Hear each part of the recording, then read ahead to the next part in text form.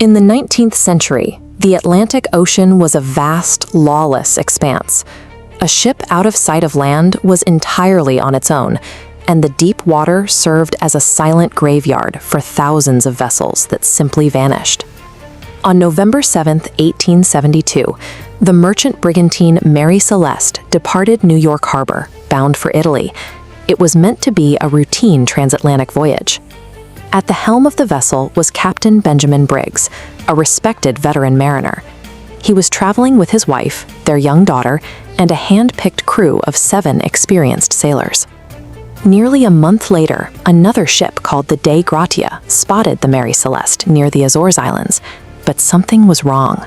The ship was moving erratically, its sails damaged and hanging loosely in the wind. What began as an ordinary trade run had shifted. The Mary Celeste was now drifting alone, unresponsive, and apparently abandoned. When the boarding party stepped onto the deck, they were met with total silence. There was no one at the helm, and the ship's wheel was swinging freely with the ocean swells.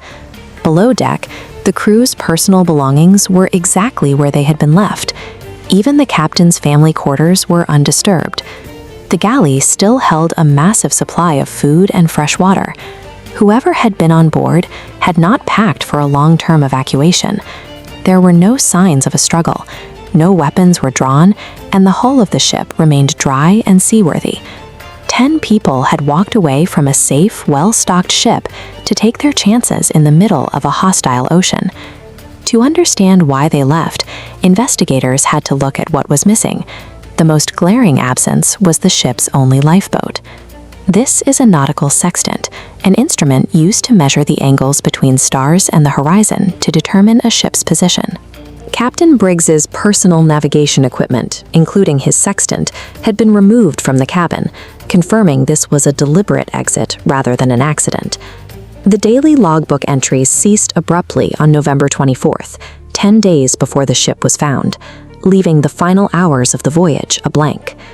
Down in the hold, the ship was carrying 1,700 barrels of industrial alcohol. Investigators also found a small amount of water pooling at the bottom, though not enough to sink the vessel. The missing lifeboat, the absent navigation tools, and the untouched provisions point to a rapid evacuation. They left in a hurry, but they left with a plan. Early theories pointed to piracy. However, the valuable cargo of alcohol and the crew's personal stashes of money were left untouched. A mutiny is equally unlikely. There were no signs of a physical confrontation, and the presence of the captain's wife and young daughter makes a violent uprising an illogical risk for a professional crew. For decades, newspapers fueled rumors of sea monsters and paranormal events, but these stories rarely align with the physical state of the vessel. With internal conflicts and supernatural myths ruled out, the focus shifted to an immediate environmental or mechanical threat.